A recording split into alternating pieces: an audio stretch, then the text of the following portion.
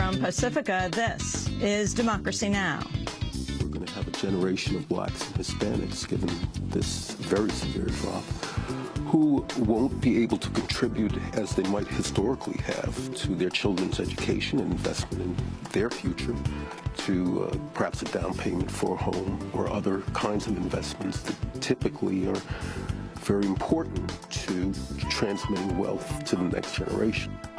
A new study of census data shows white Americans now have on average 20 times the net worth of African Americans, 18 times that of Latinos. We'll speak with the former chief of racial statistics at the Census Bureau, Roger Harrison. Then debt in the deficit as Republicans and Democrats inch toward a deal. Who will pay? You only get 25 cents from corporations for every dollar in income tax we take from individuals. There's been a massive 40-year shift. The burden of taxes off of corporations and onto individuals. We ought to think about that. We speak with economist Richard Wolff, author of Capitalism Hits the Fan, The Global Economic Meltdown and What to Do About It. All that and more coming up.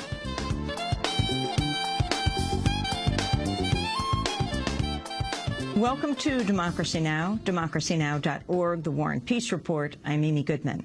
The United Nations has carried out its first emergency airlift of aid to Somalia since a famine was declared there last week. The aid consists of a nutritional paste expected to treat malnourished children for 1 month.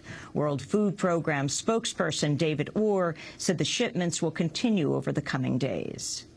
We've got 14 tons on that aircraft, and we'll be bringing in a total of 100 tons within the next few days, and I believe 80 tons of that will be going to Mogadishu, where it will be distributed through supplementary feeding centers to malnourished children there. Some 2.2 million Somalis residing in areas controlled by the militant group al-Shabaab remain cut off from international aid. House Republicans are holding a vote today on their debt ceiling measure, despite Senate opposition and White House threats of a veto. Democrats and Republicans remain at an impasse just 5 days before the August 2nd deadline. On Wednesday, White House Press Secretary Jay Carney also said the Treasury Department may soon have to decide who will get government checks and who won't if the Treasury loses borrowing authority. Carney also rejected calls for a temporary extension for the two sides to reach an agreement. An extension only adds to the great uncertainty that is already having an impact on markets and the economy. It only casts further doubt around the globe as well as around the country on whether or not Washington can get its act together. The greatest country in the world, the strongest economy in the world, the rock-solid gold standard haven for investors around the world for 100 years, can we function? In addition to warnings for the U.S., fears have been raised about the effect on the global economy should Congress fail to raise the debt ceiling. Speaking in New York, the new head of the International Monetary Fund, Christine Lagarde, warned of negative repercussions worldwide. Frankly, to have a default or to have, a significant downgrading of the United States signature would be a very, very, very serious event, not for the United States alone, but for the global economy at large, because the consequences would be far-reaching. It would not stop at the frontiers of the United States. It would go beyond. High volumes of traffic have slowed and shut down the websites of a number of U.S. Congress members and senators this week as constituents voice concern over the debt ceiling impasse. The increased activity follows a call from President Obama Monday night on Americans to, quote, make your voice heard on the debt lock in Washington. We'll have more after headlines. The mayor of the Afghan city of Kandahar was killed by a suicide bomber Wednesday while leaving a city hall meeting. Ghulam Haidar Hamidi, who possessed dual Afghan-American citizenship, had expressed concerns about his safety in the preceding months. Hamidi is the latest Afghan official with close U.S. ties to lose his life in a string of attacks. President Hamid Karzai's half-brother was killed earlier this month. Despite the setbacks, U.S. Ambassador Ryan Crocker said the killings, in fact, signify a weakened al-Qaeda in Afghanistan. I would judge that the Taliban is now damaged to the point where they can no longer conduct large-scale operations. They've had to kind of regroup and figure out what they can do. And in some cases, that has been assassination. Again, we saw a very similar pattern in Iraq.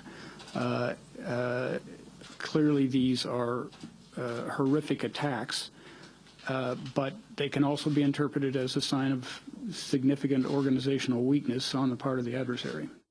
A U.S. soldier has been found guilty of premeditated murder in the killing of an Afghan civilian last year. On Wednesday, Connecticut National Guard Sergeant Eric Miller was convicted of fatally shooting Atta Muhammad in the head.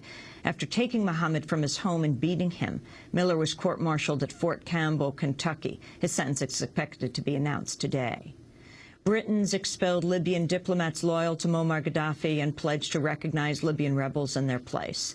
The move follows a decision by Britain, the U.S., and 30 others to treat the rebels as Libya's legitimate government.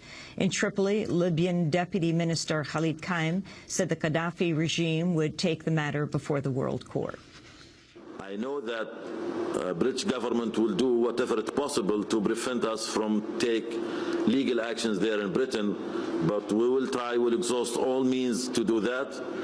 I'm sure that they cannot prevent us from going to the International Court of Justice to stop this illegal and irresponsible move by the British government. At least 12 people have been killed in a double bombing targeting the city of Tikrit. 28 others were wounded. The Iraqi government, meanwhile, has signaled new support for prolonged U.S. occupation. Iraq's Foreign Minister Hoshar Zabar says U.S. forces need to stay beyond the scheduled 2011 withdrawal date in order to train the Iraqi military.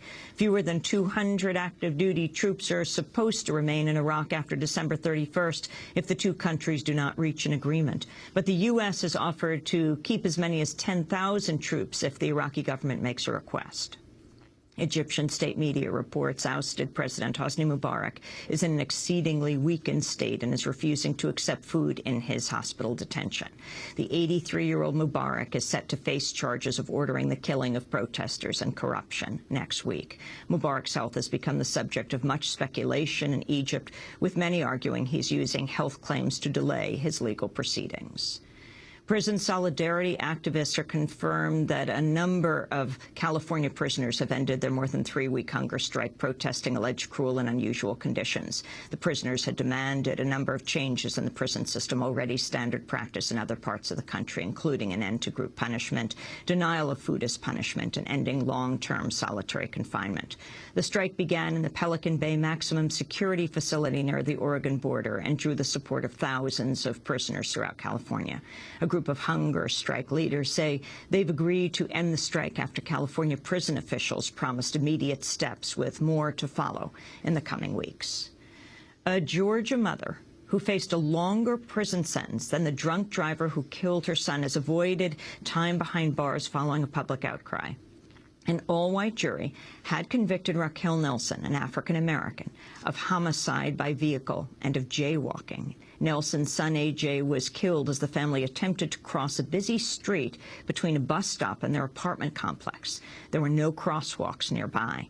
After facing 3 years in prison, Nelson's been ordered to serve 1 year's probation and carry out 40 hours of community service. The driver who struck and killed A.J., a partially blind man who admitted to drinking and using painkillers the day of the accident, served 6 months and is currently on probation. An online petition demanding leniency for Nelson prior to her sentencing gathered over 125,000 supporters. The U.S. government claims there's insufficient evidence to suggest dust and debris inhaled after the World Trade Center attacks has caused cancer. The World Trade Center Health Program reached the conclusion after a preliminary analysis of peer-reviewed studies. The assessment has drawn anger from emergency personnel who responded to the disaster. The finding means cancer treatments sought by thousands of first responders will not be covered by health care legislation signed earlier this year.